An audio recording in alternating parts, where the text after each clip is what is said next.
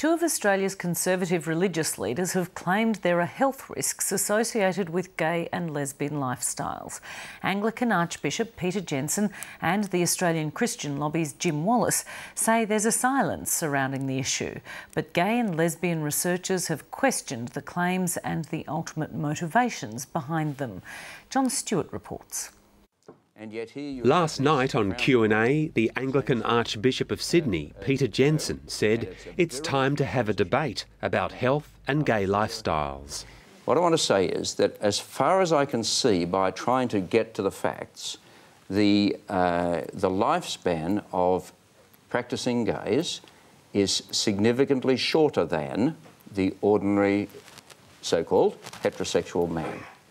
Last week, the Australian Christian lobby head, Jim Wallace, compared the impacts of smoking cigarettes to the health of homosexuals. Each year, it is over 80% of the cases, new cases of HIV, which are attributed to sex between one man and another.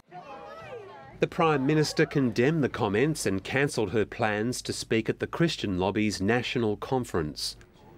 Warren Talbot from the National Health Alliance says there's no definitive research in Australia or overseas which measures sexual preference and longevity.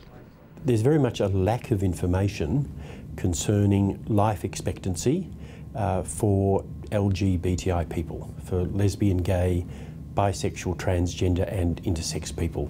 We simply don't know. However, there are specific studies which measure some health risks. With regard to gay, lesbian and bisexual people, we know that the smoking rates are about twice as high. So that's been well documented. One area that has been extensively researched is suicide rates.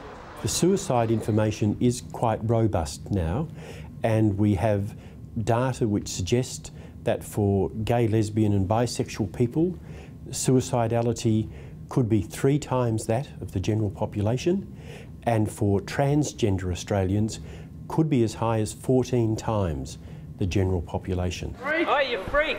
Some researchers believe that mental health problems among gay and lesbian communities are linked to discrimination.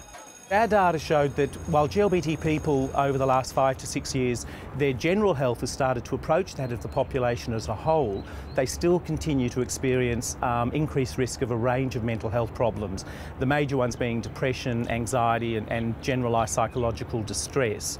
And we'd argue that that is linked to sort of ongoing background homophobia, and that the more you do to tackle that, the more you'll improve the mental health of this population. Professor Basil Donovan from the National Centre for HIV Research says that gay men in Australia are more at risk of becoming HIV positive than heterosexuals.